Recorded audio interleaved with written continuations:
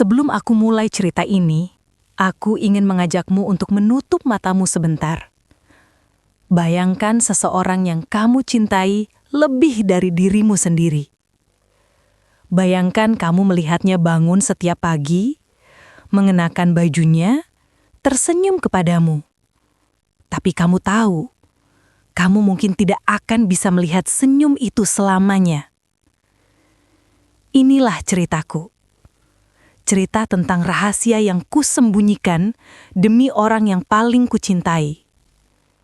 Cerita tentang bagaimana langkah kecil suamiku pergi ke rumah ibuku, membuka pintu yang menyingkap seluruh luka yang berusaha kututupi. Sebelum kita masuk terlalu jauh, jangan lupa subscribe, like, dan aktifkan loncengnya untuk mendukung cerita-cerita seperti ini terus hidup. Sekarang, izinkan aku membawa kalian masuk ke dunia yang kubangun bersama Aldo. Dan bagaimana dunia itu perlahan runtuh. Aku menikah dengan Aldo ketika usiaku 26. Ia bukan laki-laki paling kaya, bukan paling tampan, bukan paling mapan. Tapi hatinya adalah rumah. Saat ia melamarku, ia berkata, "Aku tidak punya banyak uang, tapi aku punya cinta yang cukup untuk buat kamu tidak pernah merasa sendiri." Dan saat itu, aku tahu, aku ingin menghabiskan seluruh sisa hidupku bersamanya. Kami tinggal di rumah sederhana. Pagi-pagi sarapan roti bakar, malam menonton film di sofa kecil. Kadang bertengkar hal kecil, tentang siapa yang harus mencuci piring atau siapa yang salah menaruh remote TV. Tapi setelahnya kami selalu tertawa. Kalau aku tahu waktu kami bersama tidak akan lama, mungkin aku akan merekam semuanya. Semua berubah saat aku mulai merasakan sakit yang aneh. Awalnya, perut seperti ditusuk, pusing berputar, mual tanpa sebab, lelah meski baru bangun tidur. Aku kira itu karena kerjaan, karena lembur, karena stres. Tapi makin lama, tubuhku tidak mau kompromi. Suatu malam, aku pingsan di kamar mandi. Aldo panik. Ia menggendongku sambil menangis. Malam itu aku pulang lebih cepat. Aldo sedang menyiapkan makan malam. "Nat, kamu cepat banget pulangnya. Aku masak ayam kesukaan kamu."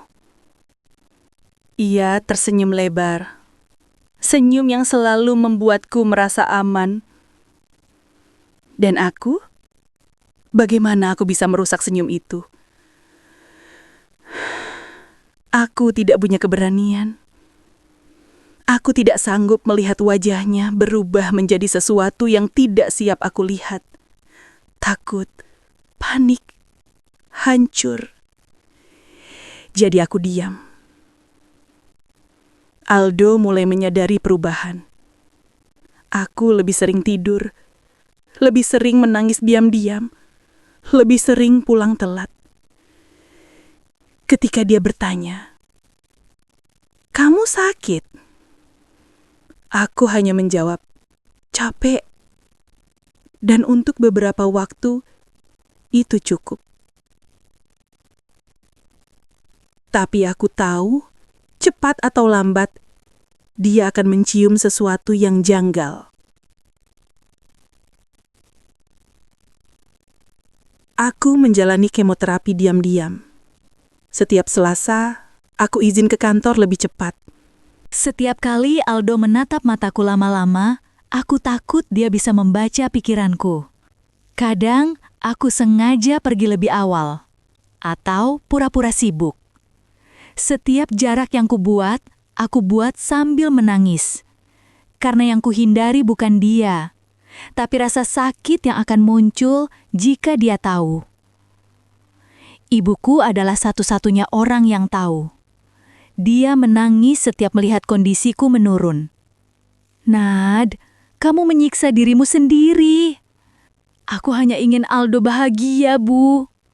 Bahagia apa kalau dia tidak tahu kamu sakit?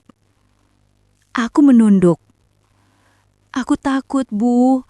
Aku takut lihat wajahnya hancur. Ibuku tidak bisa membantah. Dia memelukku. Kadang aku menangis di pelukannya seperti anak kecil. Aku tidak tahu, hari itu akan menjadi awal mula terbongkarnya rahasiaku.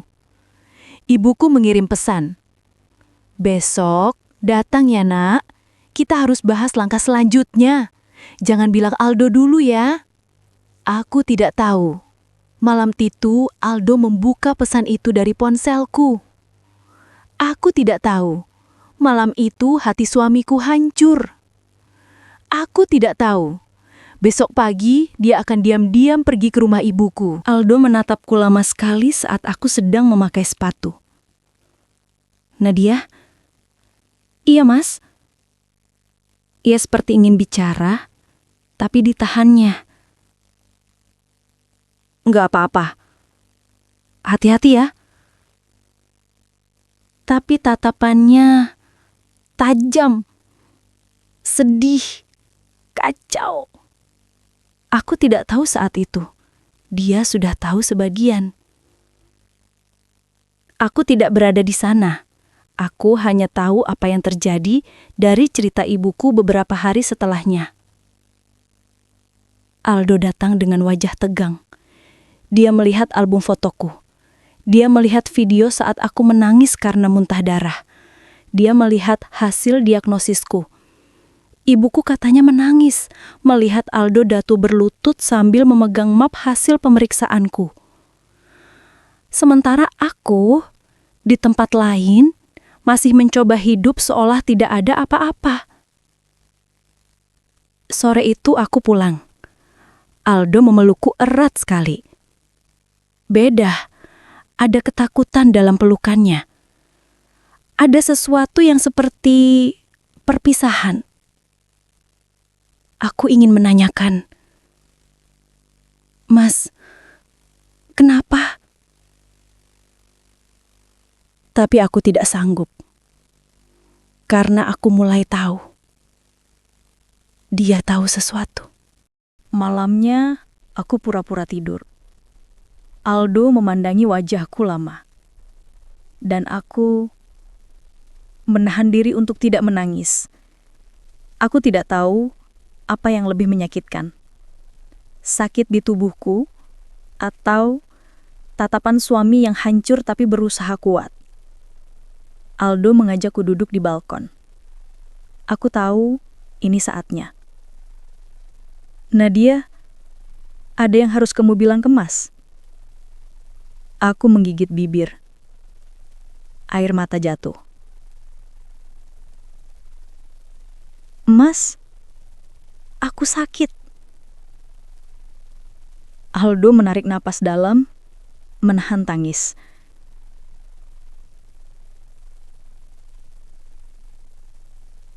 Mas tahu. Dan saat itu, semua tembokku runtuh. Hari-hari setelah itu menjadi perjalanan paling sulit, tapi juga paling berharga dalam hidupku. Aldo merawatku setiap hari, memanggil namaku dengan lembut. Membuatkan sup meski aku hanya bisa makan 2 sendok. Mengusap punggungku saat aku muntah. Kadang aku melihat dia menangis diam-diam di kamar mandi. Tapi di depanku, dia selalu tersenyum. Kursi ruang kemoterapi menjadi hal biasa bagiku. Aldo selalu duduk di sampingku, membacakan cerita, mengusap tanganku. Nat, kamu kuat. Kadang aku lelah. Lelah menahan sakit. Lelah melihatnya tersiksa. Tapi kalau aku menyerah, Aldo akan lebih sakit. Suatu sore, kami menonton matahari terbenam. Aku menatapnya lama. Mas,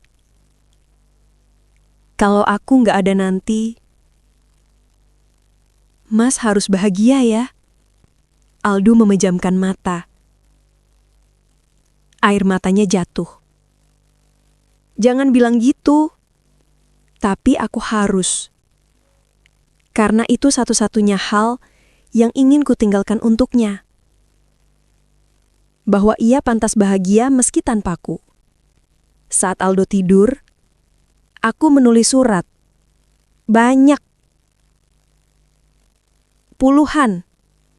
Surat ulang tahun, surat untuk hari dia menikah lagi, surat untuk hari ia punya anak, surat cinta, surat perpisahan. Semua kusimpan di kotak kayu di lemari. Aku ingin ia merasa aku tetap ada, meski tubuhku hilang. Tubuhku mulai menyerah.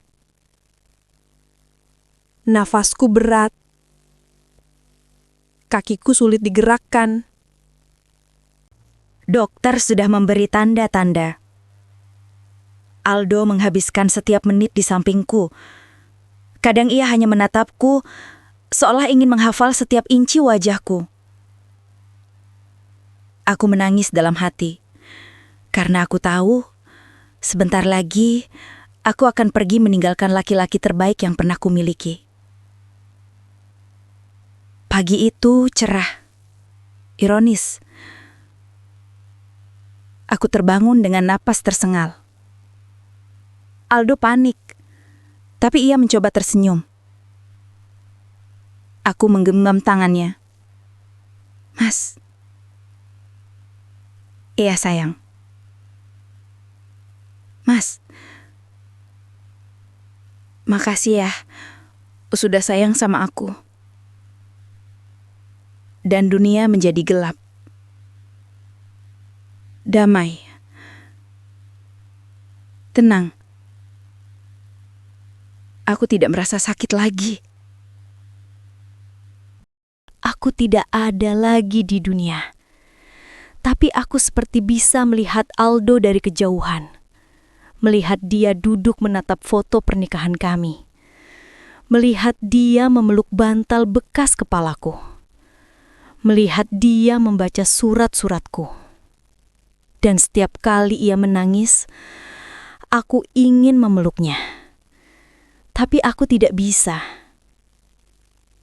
Aldo datang setiap malam, membawakan bunga favoritku. Menceritakan hari-harinya seolah aku masih di sana. Kadang ia berkata, "Nadia, Mas kangen." Dan aku hanya bisa berdiri di sebelahnya dalam keheningan. Ibuku lebih kuat dari yang kukira. Dia sering menahan Aldo yang menyalahkan dirinya sendiri. "Do, ini bukan salahmu. Saya harusnya tahu lebih cepat. Nadia tidak ingin kamu menderita." Aldo menangis di pelukan ibu. Dan aku tidak bisa berbuat apapun. Beberapa bulan kemudian, sesuatu berubah. Aldo mulai tersenyum lagi. Tipis, tapi ada. Ia mulai mengunjungi teman. Mulai bekerja lagi. Mulai membersihkan rumah tanpa menangis lagi. Dan aku lega. Sangat lega. Surat berjudul, "Untuk Mas Aldo, ketika kamu sudah cukup kuat." Ia membukanya malam itu, dan aku mendengar ia membaca, "Mas, aku tidak ingin menjadi alasan kamu berhenti bahagia. Kalau suatu hari Mas jatuh cinta lagi, aku tidak marah. Aku justru tenang. Aku ingin Mas hidup lagi, tertawa lagi, bahagia lagi." Aldo menangis keras. Tapi setelah itu, ia mulai benar-benar hidup. Satu malam, aku merasa ada cahaya memanggilku. Sudah waktunya. Aku menatap Aldo untuk terakhir kalinya. Dia tidur dengan wajah yang lebih damai. Aku tersenyum Mas, terima kasih untuk segalanya. Aku pergi ya. Dan aku berjalan menuju cahaya itu. Dengan cinta yang tidak pernah padam. Suatu hari, Aldo membuka lemari dan menemukan kotak kayuku. Kotak berisi semua surat, foto-foto, rambutku yang kutipiskan sebelum kemo, catatan harian sakitku, dan tiket bioskop pertama kami. Aldo membaca semuanya sampai selesai. Itu hari ketika ia akhirnya memahami kenapa aku diam, kenapa aku menjauh, kenapa aku tersenyum saat sakitku sangat perih. Karena aku mencintainya.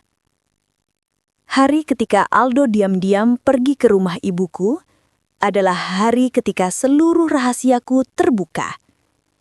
Hari ketika ia menemukan foto-foto kanker, kemoterapiku, diagnosisku, air mata ibuku, dan kenyataan bahwa aku sudah berjuang sendirian. Itu hari ketika cinta kami tidak runtuh, melainkan berubah bentuk. Dari cinta dua manusia, menjadi cinta yang tinggal dalam ingatan. Meskipun tubuhku sudah tidak ada, setiap kali angin masuk lewat jendela kamar, itu aku. Setiap kali Aldo mimpi tentangku, itu aku. Setiap kali ia tersenyum pada foto kami, itu aku. Setiap kali ia mencoba bahagia lagi, aku ada di sana mendukungnya. Karena cinta kami tidak mati. Cinta itu hanya berpindah tempat. Dari pelukannya ke hatinya. Dan dari hatinya ke keabadian. Terima kasih sudah mendengarkan kisah ini sampai akhir. Setiap cerita yang kita bagikan di sini bukan hanya sekedar rangkaian kata, tapi potongan hati, luka, harapan dan cinta yang pernah hidup di antara manusia. Jika kisah ini menyentuh hatimu, jangan lupa untuk like, komentar, dan subscribe channel Fadia Life Story, agar kami bisa terus menghadirkan cerita-cerita kehidupan yang penuh makna seperti ini.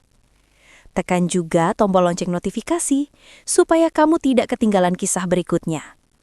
Kisah tentang perjuangan, tentang kehilangan, tentang cinta, dan tentang bagaimana setiap orang bertahan dalam hidup yang tidak selalu mudah.